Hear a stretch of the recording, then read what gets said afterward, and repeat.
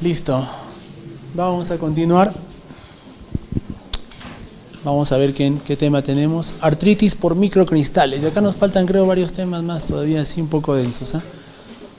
Miren, los cristales de la artritis por microcristales pueden ser todos que ven. Hay urato monosódico, pirofosfato de calcio, oxalato de calcio o hidroxiapatita de calcio. Lo que nos interesa básicamente es el urato monosódico, que da gota, y la pseudogota, que da pirofosfato de calcio. Estos dos de acá abajo, ¿no?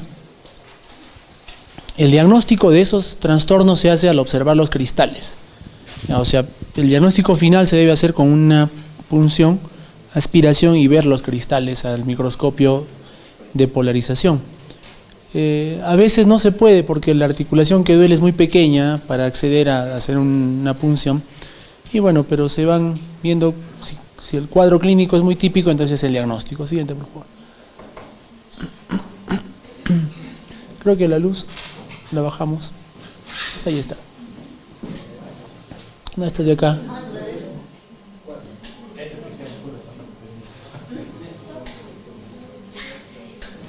¿Qué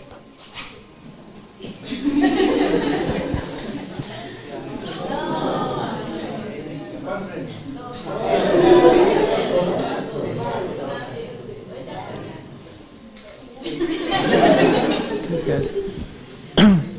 Ya, entonces, ¿cómo es la gota? Lo típico es un varón de edad promedio con monoartritis, ya una sola articulación. El 15% de las gotas afecta a mujeres, pero más es a varones. La gota, cuando se hace crónica, puede afectar varias articulaciones. Así que, por lo general, es monoarticular. Lo que se depositan son cristales de de urato monosódico o de ácido úrico, que es lo mismo.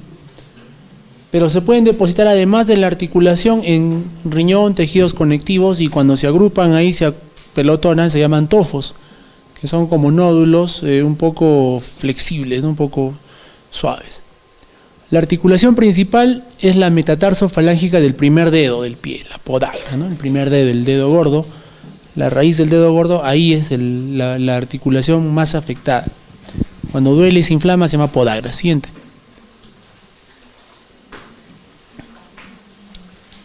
Bueno, se asocia a comidas copiosas, carne, ¿no?, que aumenta el ácido úrico, alcohol. La cerveza tiene bastantes precursores de ácido úrico, también lo tienen los tragos cortos, así que no se salvan. Ahí están los tofos en la oreja y en el dorso de la mano. Y la podagra, el ataque agudo en el dedo del pie, ¿no?, en la madrugada o en la noche. Siguiente, por favor. Entonces, el primer episodio típico es en la noche con dolor severo que lo despierta al paciente del sueño. La articulación espontáneamente se torna caliente en 3 a 14 horas, ¿ya? No es días, horas. Eso de días lo puse para ver si están despiertos. Es 3 a 14 horas ahí. Rápidamente. Ahí está abajo todo lo que precipita un ataque de gota. El alcohol, el trauma sobre esa articulación, una cirugía extensa. Por ejemplo, pacientes que no saben que tienen gota llegan al hospital para una apendicectomía, ¿no?, de emergencia, los operan, salen, van a recuperación y empiezan con el dolor, ¿no? Se inflama. Entonces, una cirugía o cualquier enfermedad severa, ¿no?, puede desencadenar. Algunos anti-TBC como piracinamida, tambutol, y enfermedades médicas serias, una neumonía, una sepsis, una pancreatitis. Siguiente, por favor. Esos son los cristales. Ahí arriba ven los cristales de ácido úrico, ¿eh? Son cristales como agujas, ¿ya?, que tienen lo que se llama birrefringencia negativa, o sea que desvían la luz polarizada en dirección inversa a las agujas del reloj, ¿no? Es química. Y aquí está el paciente con el dedo ahí inflamado, ¿ya? Pero esas son las agujas, ¿eh? O sea, son los cristales. Se diferencian de los cristales de pirofosfato de calcio que vamos a ver en un rato, porque los otros son en forma de rombo, son romboidales. Estos son como agujas. Siguiente. Ahora, ¿qué pasa con esos cristales que hemos visto? Se depositan, así como están libres en el líquido articular, están depositados en la sinovial, en la membrana sinovial y los demás tejidos de la articulación. y generan una llegada de macrófagos porque los macrófagos tratan de digerir esos cristales, ¿no? Los cristales son engullidos por los macrófagos, el macrófago activa toda su maquinaria de lisis, ¿no? Sus lisosomas, todo eso, pero no puede destruir esos cristales. Así que el macrófago se muere y libera pues sustancias inflamatorias locales, así que se inflama la zona, ¿no? Y el cristal sigue suelto. Entonces, miren, los depósitos de cristales causan una intensa inflamación articular. En la radiografía de las articulaciones pueden haber calcificaciones erosivas, puede haber. El ácido úrico, ojo, el ácido úrico es el que se deposita como cristales, pero el ácido úrico durante una gota puede estar normal.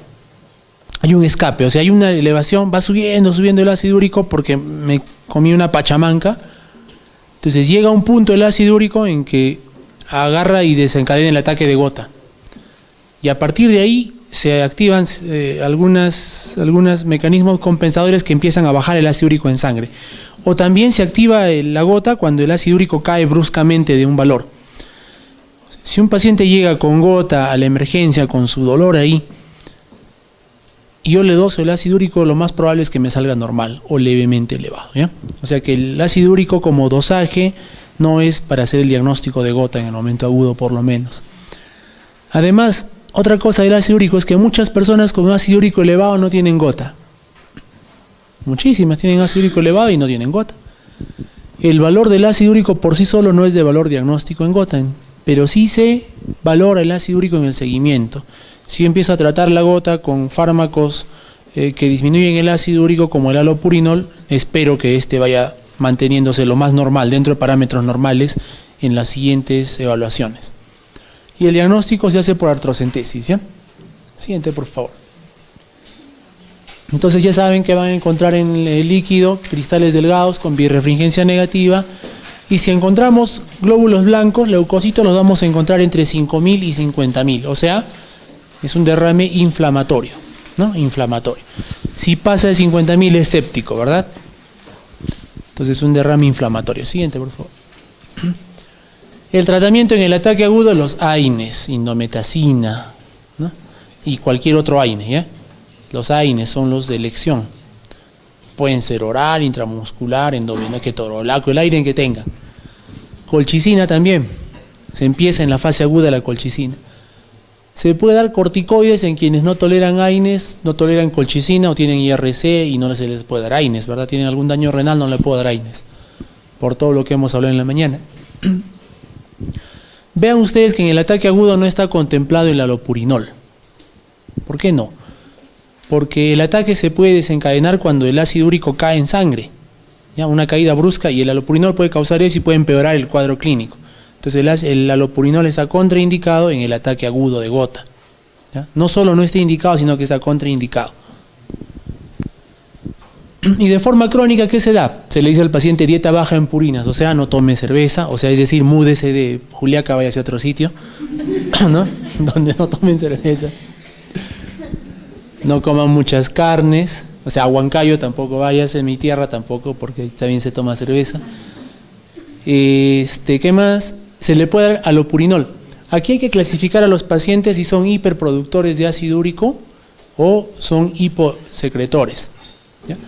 O sea, hay pacientes que producen mucho ácido úrico, pero hay pacientes que producen lo normal, pero no excretan en la orina. Entonces, de acuerdo a eso, sí, el halopurinol sirve para los que producen, disminuye la producción de ácido úrico, pero no interfiere con la excreción urinaria. Cuando el problema es en la excreción urinaria, se da fármacos como el Probenecid, ¿no? Ahí está, Probenecid en hipoproductores. El ácido úrico sérico es útil entonces en el seguimiento, debe disminuir o estar dentro de rangos normales. Siguiente, por favor. Vean eso, ¿no? Qué horror.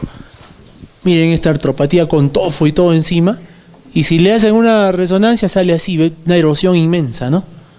Entonces imagínense que esto de acá es una pelota de ácido úrico, ¿ya? Así, y alrededor está tapizado por macrófagos que están tratando de destruir ese ácido úrico.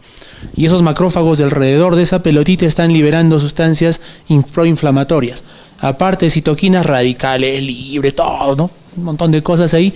Y todo el hueso que está ahí, pues paga pato, ¿no? Se erosiona. Como en la artritis erosionaba igual. Siguiente, por favor.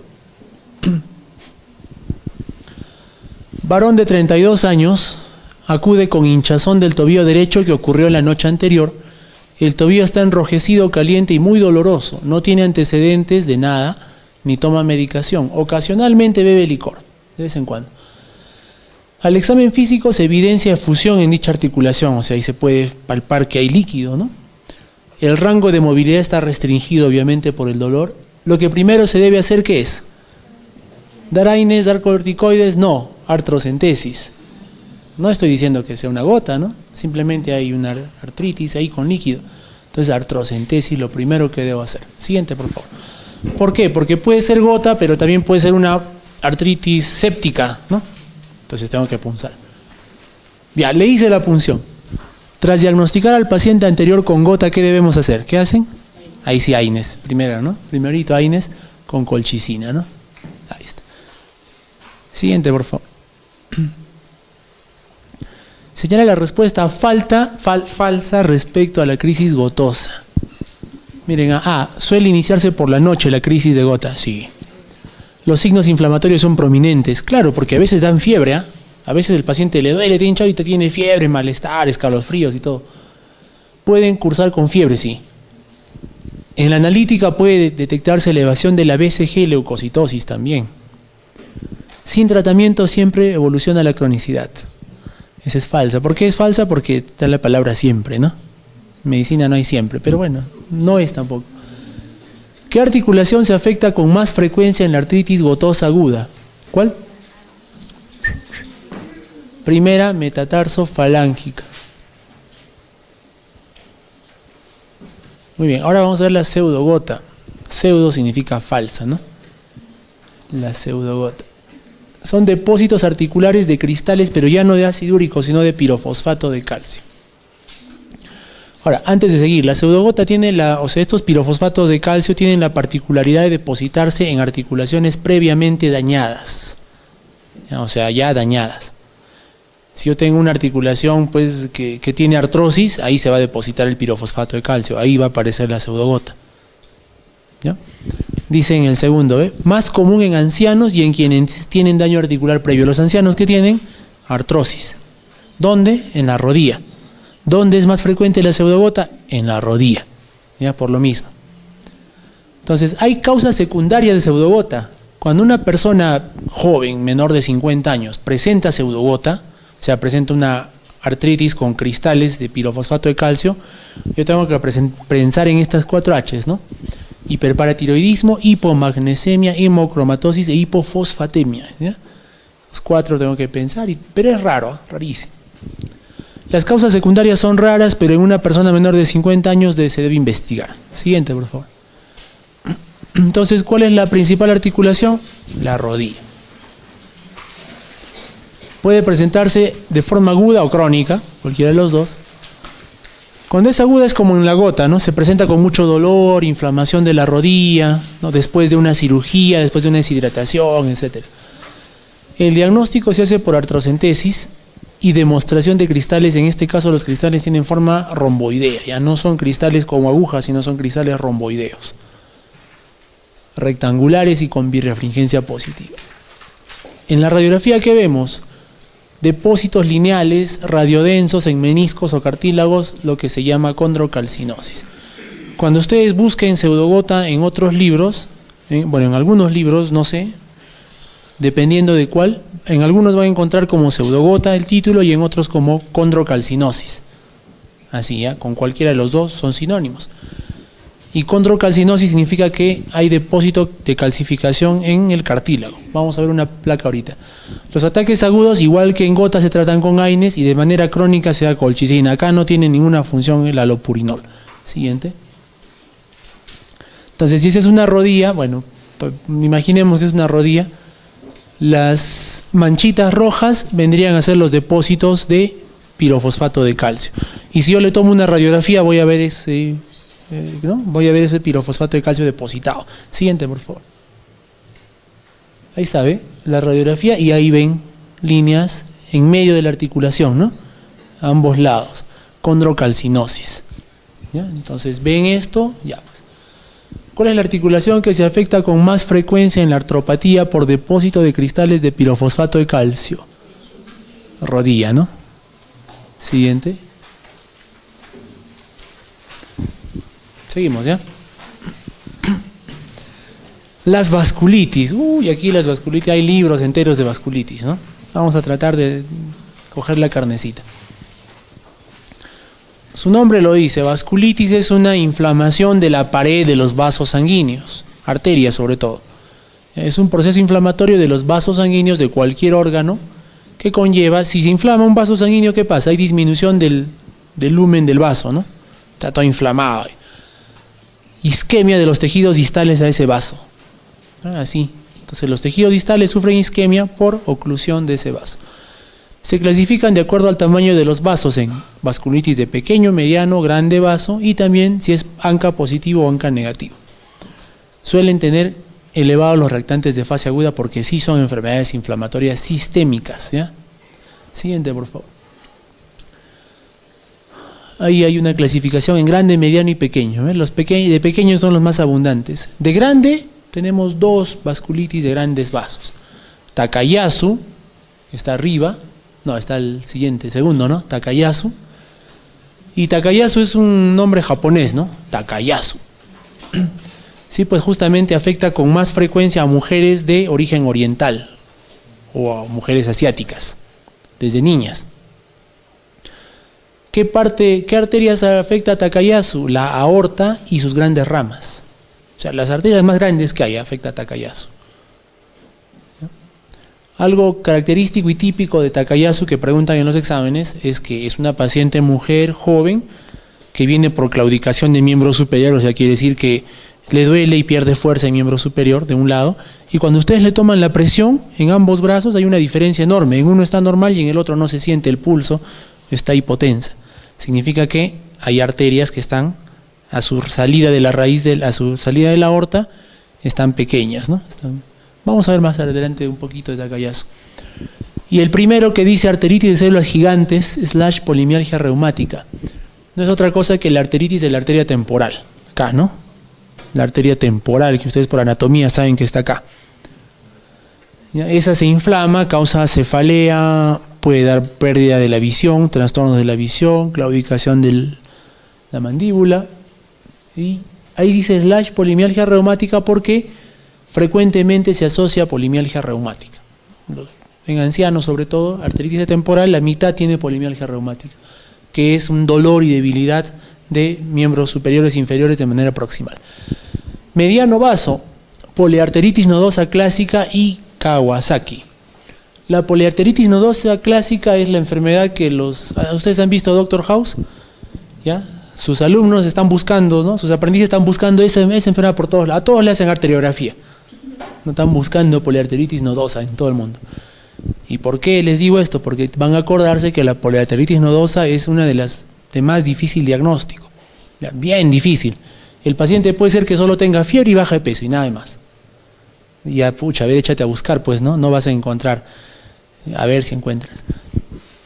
Usualmente se reúnen muchos criterios.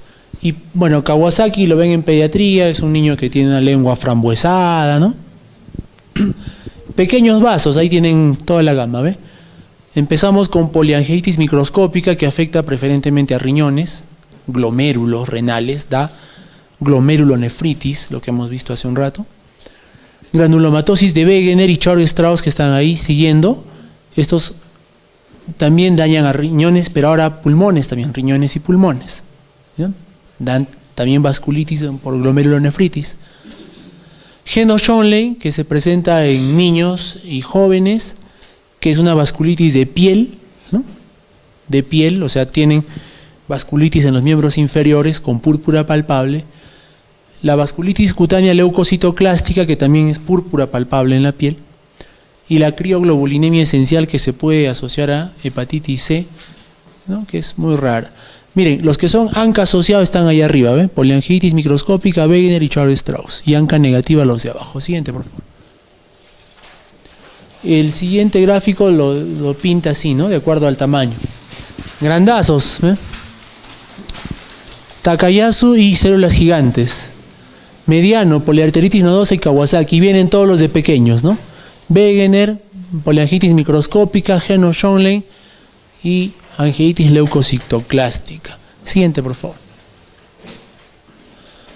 Y aquí nos enseñan las características clínicas de cada uno de ellos. Ya hemos descrito cómo es Takayasu, ¿no? Vamos a repasar, ¿eh?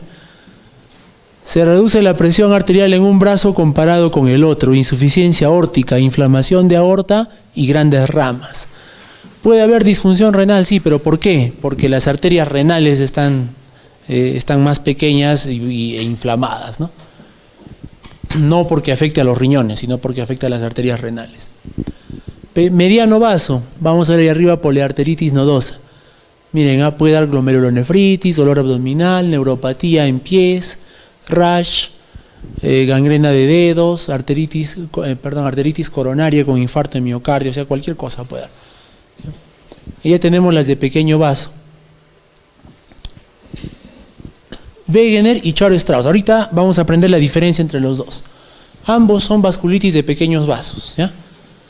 Wegener tiene como antecedente sinusitis. O sea, un paciente tiene sinusitis muchos años. Ha ido a todos los otorrinos de la ciudad y todos le han dado diferentes tipos de antibióticos, corticoides. A veces le pasaba un poquito por los corticoides. Y luego de nuevo, ¿no? Sinusitis, con cosas así. Y llega con ustedes con insuficiencia renal o con hematuria, con glomerulonefritis. Ese es Wegener. Y le sacan una radiografía, puede tener nódulos pulmonares que parecen cáncer. Char-Strauss es un paciente que mucho tiempo ha tenido asma, o parecía asma, ¿no? Entonces ha ido a todos los neumólogos, le han dado corticoides inhalados, todo. Pero en la radiografía puede tener también radiopacidades que van cambiando de lugar, ¿ya? Se llaman radiopacidades migratorias. Esa es la diferencia entre esto. Ahora, Wegener, este de acá, en sangre eleva neutrófilos. Char-Strauss en sangre eleva eosinófilos, muy elevados los eosinófilos. Ahí con todo eso tienen la diferencia ustedes ya. Ambos atacan a pulmón y riñón. Y poliangitis microscópica que ataca a riñones preferentemente y puede cursar con fibrosis pulmonar también y rash.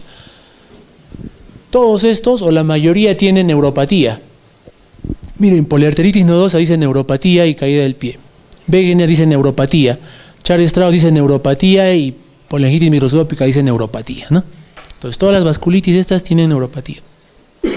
¿Qué neuropatía? La neuropatía más común se llama mononeuritis múltiple. Anoten, mononeuritis múltiple. ¿Ya? Mononeuritis múltiple. O sea, mononeuritis quiere decir que afecta a una solo nervio sensitivo, y múltiple porque uno está en el brazo, el otro en la otra pierna, así, ¿no? Múltiple. ¿Ya? Entonces, si a ustedes le preguntan mononeuritis múltiple, ya vasculitis, ¿no? Ya están buscando encuadrar el diagnóstico de vasculitis ahí. Ya, siguiente, por favor. Wegener, siguiente. Ya sabemos, ya, entonces un repaso, ¿eh? Vasculitis de pequeños vasos, principalmente afecta vías respiratorias, faringe, senos paranasales, tráquea y pulmones, y riñones, donde da glomerulonefritis membrano proliferativo rápidamente progresivo, o sea, síndrome nefrítico, glomerulonefritis. Lo más común es el compromiso respiratorio superior, rinitis, sinusitis y úlceras nasales, o sea, sinusitis a repetición. En pulmones puede haber hemorragia alveolar y Wegener se presenta con ANCA-C. Es una vasculitis ANCA-C. La ANCA-C es específica de Wegener. Ya, Wegener. En cambio, el ANCA-P es de cualquier otra vasculitis. Siguiente, por favor. Clásicamente, ¿cómo es? Una persona mayor de 60 años con antecedente de rinitis mal controlada o sinusitis, ¿no? O rinosinusitis, con baja de peso, síntomas generales como fiebre, malestar, hiporexia, que se presenta con hemoptisis que puede acompañarse de hematuria glomerular y proteinuria. Al diagnóstico se hace una biopsia de un órgano afectado, usualmente mucosa nasal o riñones también, muestra granulomas y vasculitis. Ya, granulomas van a encontrar. Tratamiento corticoides e inmunosupresores como ciclofosfamida y ciclosporina. Si no se da tratamiento, se mueren. El compromiso renal es el que nos dice que hay mala evolución. Así que todo paciente con compromiso renal tiene que darse ciclofosfamida a altas dosis. Siguiente, por favor. Miren, esas radiografías son de Wegener. Allá tiene un nódulo grandazo en esta primera imagen, ¿no? Y acá otro. Si yo saco esta radiografía en un paciente de 65 años, yo voy a pensar en cáncer, ¿no? Entonces, tengo que descartar para quedarme con Wegener. Pero si esto está asociado a una glomerulonefritis, pienso en Wegener. Allá tienen una cavidad, ¿no? Una caverna que podría parecer TBC. Paciente mayor, con baja de peso, fiebre, puede ser TBC. También puede ser Wegener. Siguiente. Ahí están los criterios de clasificación para Wegener. Inflamación oral o nasal. Alteraciones en la radiografía torácica, lo que ya hemos visto. Anormalidades urinarias, hematuria glomerular o proteinuria, ¿no? Con cilindros. Biopsia con infiltrado granulomatoso de cualquier órgano. Y el diagnóstico se establece con la presencia de mayor o igual a 2 criterios que tienen una sensibilidad que ven ahí y especificidad más alta todavía. Siguiente. ¿Qué prueba resultaría más definitiva para el diagnóstico en un paciente de 60 años que presenta sinusitis, disnea, tos, mononeuritis múltiple, insuficiencia renal rápidamente progresiva con hematuria y proteinuria? ¿Cuál me da el dato? La sinusitis me da el dato, ¿no? Es Wegener probablemente. Lo que más me ayuda es ANCAS. Siguiente. ANCAS-C es el que me va a salir, ¿no? ¿Cuál sería el diagnóstico entre los siguientes a considerar de ingreso en un varón de 65 años con astenia intensa, o sea, debilidad? Esputos hemoptoicos, episodios repetidos de sinusitis, leucocitosis, hasta ahí puede ser cualquier cosa, hasta una neumonía, y me dice proteinuria, o sea, daño del glomérulo. Wegener de frente, ¿no? Sinusitis a repetición, esputos y glomerulonefritis. Siguiente. Paciente de 45 años acude a consulta por un cuadro de 5 meses de evolución de secreción nasal purulenta, tos con expectoración hemoptoica y lesiones ulceradas en encías. En el control analítico destaca una creatinina elevada, ANCAS positivos, ya aparece vasculitis, ¿no? ¿Qué tratamiento es el más adecuado? ¿Qué tiene el paciente? ¿Wegener? Sí, ¿no? Porque tiene lesiones ulceradas, secreción nasal purulenta, creatinina alta y ANCA. Entonces, ¿qué le doy? Ciclofosfamida y corticoides y prednisona. Siguiente. Charo-Strauss, ya sabemos, ¿no? Antecedente de asma. Ahí, esa es la que sigue, ¿no? Ahí tenemos afectación pulmonar de Charo-Strauss. ¿Ve? Un infiltrado. Los infiltrados de Charo-Strauss son infiltrados que van cambiando de lugar. Siguiente. No hay nada de teoría, ¿no? Mujer de 45 años dice con fiebre, disnea, tos, rash cutáneo, diarrea y disminución de sensibilidad en la pierna derecha, una mononeuritis, ¿no? De 2 meses de duración, antecedente de asma desde hace 15 años. A la exploración presenta nódulos subcutáneos en superficies extensoras de miembros superiores, sibilancias y déficit sensitivo en pierna derecha. Hemograma con 38% de eosinófilos. Charo-Strauss tiene eosinofilia. ¿Ya? Radiografía tórax con infiltrados alveolares parchados en varios lugares. ¿Cuál de los siguientes es el diagnóstico más probable? Granulomatosis alérgica de Charo-Strauss. Tratamiento, igual, corticoides y ciclofosfamida. Siguiente.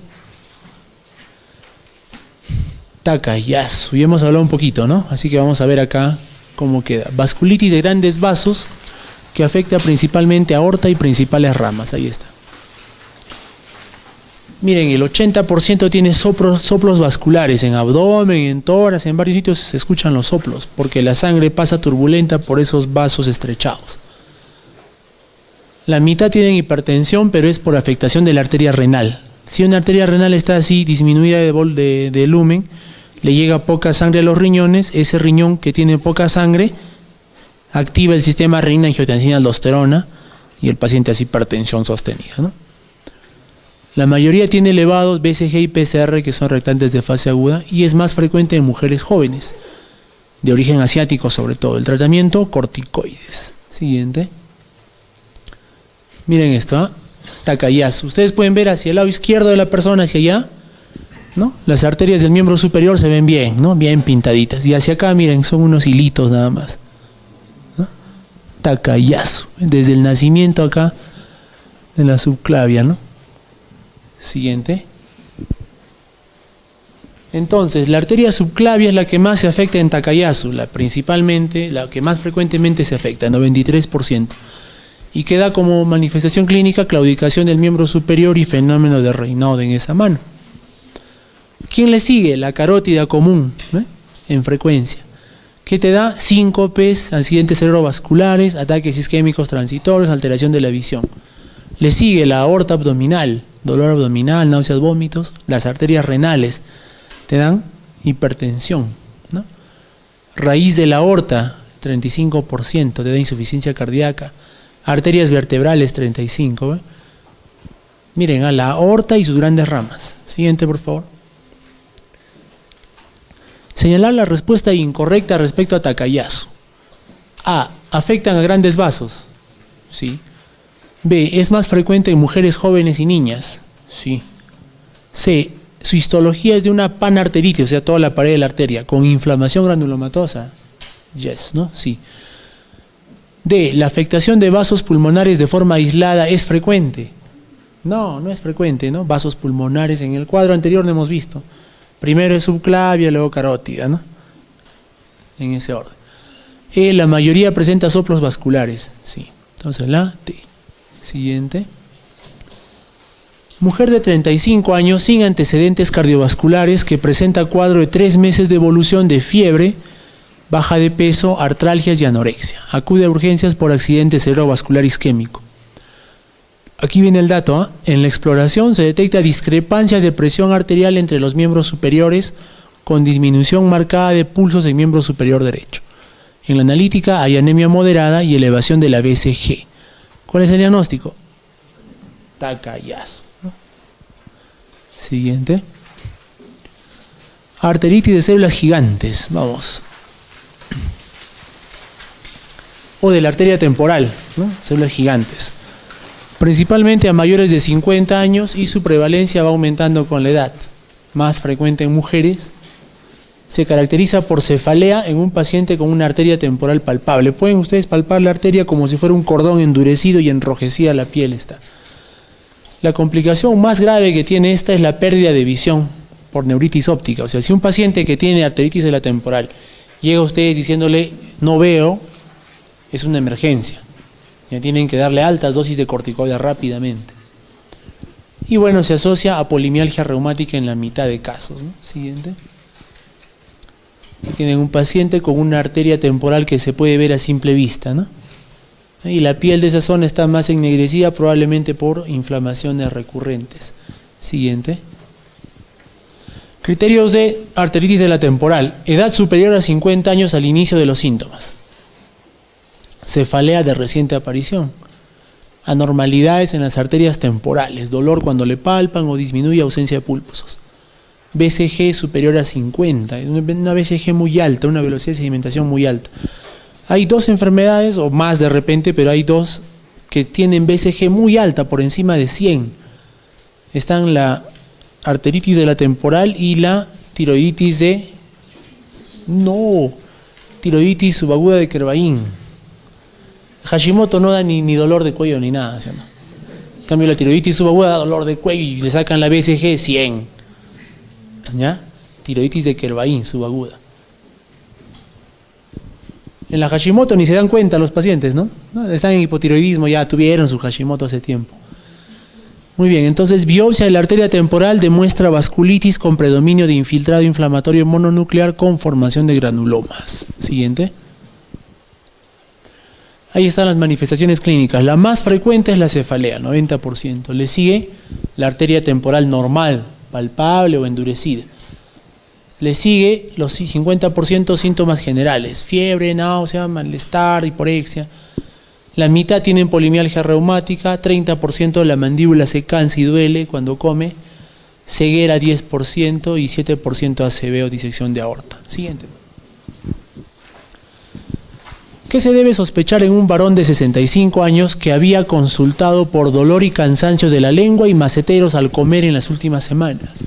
Y ahora aqueja pérdida súbita de visión por un ojo. Arteritis de células gigantes, ¿no? Tiene esos dos. 65 años. Histeria no creo, ¿no? obstrucción carotidia del lado de la ceguera, le hubiera dado un ACV, ¿no?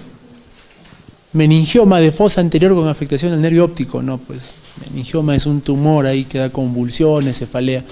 Mucormicosis es un hongo, ¿no? Que se mete a las zonas profundas. Siguiente, por favor. El tratamiento de elección de la arteritis de la temporal, ¿cuál es?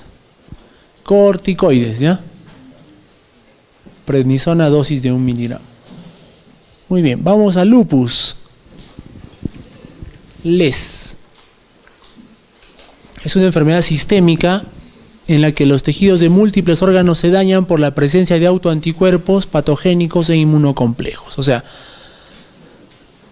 hay dos formas como el lupus va dañando los tejidos. Uno es por autoanticuerpos, o sea, forma anticuerpos contra diferentes órganos o células, y la otra es por el depósito de inmunocomplejos. ¿Qué es un inmunocomplejo? Un anticuerpo con su antígeno se agarran y normalmente esos deben ser eliminados del cuerpo, ¿no? ¿Quiénes se encargan de eliminar eso? Los eosinófilos, el vaso, hay todo un sistema retículo endotelial ahí. Pero en el lupus hay un exceso de inmunocomplejos y se terminan depositando en diferentes tejidos. En los riñones se depositan y activan a la inflamación.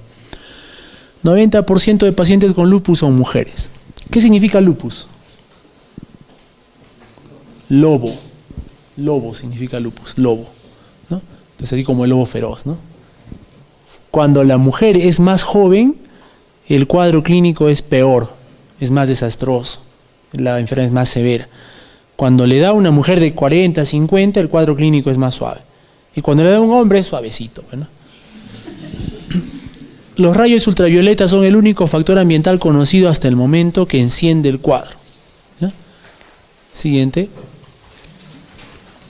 ¿Cuál es la clínica de lupus? En piel, ¿qué hay? Exantema facial en alas de mariposa que se presenta en 30 a 60%, el lupus discoide puede haber como disco, y otras formas de lupus cutáneo, ¿no?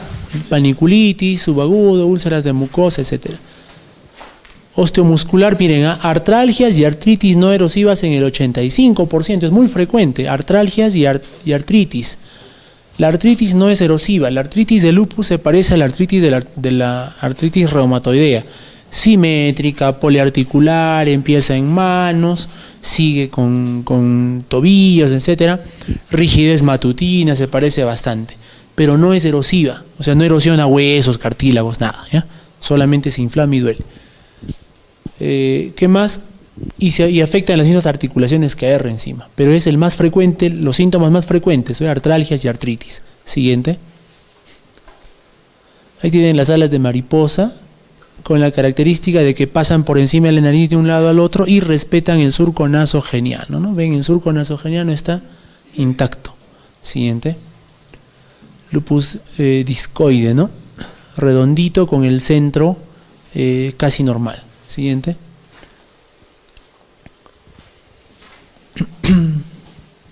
La clínica, miren, 74% de los pacientes pueden tener afectación de riñón, o sea, es muy frecuente la afectación de riñones, ¿ya? ¿Debido a qué? A la formación in situ o depósito de inmunocomplejos. La afectación renal es casi siempre por inmunocomplejos que se forman en los riñones o vienen de otros sitios y se quedan pegados al glomérulo, pues al momento de la filtración. La clasificación de la nefritis lúpica va del 1 al 6, pero no significa que el paciente va pasando del 1, va pasando al 2, no. Sino el paciente aparece en 1 y ahí puede quedarse y puede hacer todo un desastre en una sola clase de nefritis lúpica. Para tener una idea, la clase 1 y 2 cursan con afectación del mesangio. El mesangio son las células que le dan soporte al glomérulo, ¿verdad? Clase 1 y 2 se afectan el mesangio. ¿Y cuál es la diferencia? Que en el 1 el mesangio solamente se hipertrofia o crece, y en el 2 el mesangio prolifera. ¿Ya? 3 y 4 cursan con afectación del glomérulo. Hay una glomerulonefritis proliferativa ahí dentro. La clase 5 es del tipo membranoso, el que habíamos visto hace un rato, que es el más frecuente, ¿no? Más frecuente en adultos, ¿no? La clase 6 tiene lesiones escleróticas avanzadas, una esclerosis avanzada, una IRC. ¿Qué cosas nos dicen acá? La clase 4 es la de peor pronóstico. y también es la más frecuente. La clase 4 es la de peor pronóstico, es una glomerulonefritis proliferativa. Prolifera el endotelio, el mesangio, todo. Y la nefritis es la complicación más grave del lupus, o sea, de todas las complicaciones del lupus, la afectación renal es la más grave. Siguiente. Ahí tiene, mire, ve. Clase 1, dice acá mesangial, ¿no? Clase 2, el mesangio está proliferando, ¿vean? ¿Ve? En clase 3, ¿qué hay? Ahora, acá ven ustedes depósitos negritos, ¿no? Entre el mesangio y la membrana basal. Que van, en la clase 3, estos depósitos se meten en la membrana basal. ¿Ve? Hay depósitos de inflamación, inmunocomplejos y activación del complemento acá en la membrana basal. En la clase 4 todo está tomado, ¿ve? Toda la membrana basal, hay una gran inflamación, acá hay células inflamatorias también, y en la clase 5 es esclerótica, ya es como una cicatriz nomás, ya hay esclerosis. ¿Ya? Ahí pueden ver arriba, en la segunda fila se ve la inmunofluorescencia, todo lo que florece son anticuerpos o inmunocomplejos. Miren, en la clase 4 la cantidad de inflamación que hay, bien prendido, ¿no? Es el que tiene más luz de todos, por eso es el peor, este tiene más inflamación. ¿Ya? Y bueno, abajo está la microscopía óptica y arriba arriba la óptica y acá al medio la microscopía electrónica. Siguiente. Ahí está, ¿ve? Y lo que pasa. Decíamos que la 4 es la más frecuente, ¿no? Por eso dice, es la forma más frecuente en biopsias. Cursa con hematuria, proteinuria, síndrome nefrótico, insuficiencia renal, hipertensión. Se asocia con títulos elevados de anti-DNA nativo, que decíamos que nos indican nefritis lúpica y actividad, hipocomplementemia y puede evolucionar a insuficiencia renal. Entonces, con que ustedes sepan que hay 6 clases y la clase 4 es la que más frecuentemente se biopsia y es la de peor pronóstico, ya estamos con eso suficiente, saben de nefritis lúpica. ¿Ya? La clase 1 y 2 no se tratan, usualmente no se tratan, se observa nomás al paciente. La 3 y 4 se tratan con inmunosupresores, ¿ya? Hasta la 5 inclusive se trata. La 6 ya no se trata porque ya no hay nada que hacer, ¿no? Siguiente. En los pulmones, ¿qué hacen el lupus? Igual que en la artritis, el derrame pleural o la pleuritis es la afectación más común, ¿ya? Más frecuente y se trata de un exudado también. Neuropsiquiátricas, entonces, la lesión más frecuente es la vasculopatía no inflamatoria de vasos pequeños y produce pequeñitos infartos. La disfunción cognitiva es atribuible a cerebritis, o sea, inflamación del propio cerebro. Y el diagnóstico diferencial se hace con meningoencefalitis. Cuando un paciente tiene neurolupus o neuroles, puede cursar desde cefalea, cambios del estado de ánimo, hasta convulsiones y coma, trastornos de personalidad, delirio, demencia, no sé, alucinaciones y todo, ¿ya? Y como dice ahí, el diagnóstico diferencial es con meningitis o meningoencefalitis. ¿Qué pasa? Que yo tengo un paciente que tiene lupus, que está tomando corticoides y de pronto tiene trastorno de conciencia. Si es una meningitis, yo tengo que darle antibióticos y bajarle un poquito el corticoide, depende, ¿no? Y si es un neurolupus, tengo que darle dosis inmensas de corticoides. Entonces siempre paso por hacer una punción lumbar para descartar meningitis. Luego le hago una tomografía para ver si no tiene, pues, abscesos, ¿no? Siguiente. En tejido linfoide, en lupus hay un aumento del riesgo de linfoma del linfoma no Hodgkin. ¿Ya? Hay un aumento del riesgo. En sangre, la complicación más frecuente es la anemia. La mitad de los pacientes tienen anemia de enfermedades crónicas, que suele ser multifactorial, ¿no? La leucopenia con linfopenia por anticuerpos contra linfocitos también es criterio diagnóstico. Hay púrpura trombocitopénica inmune, o sea, anticuerpos contra las plaquetas, y puede ser esta una manifestación temprana de lupus. Siguiente. ¿Qué pasa con el embarazo y el lupus?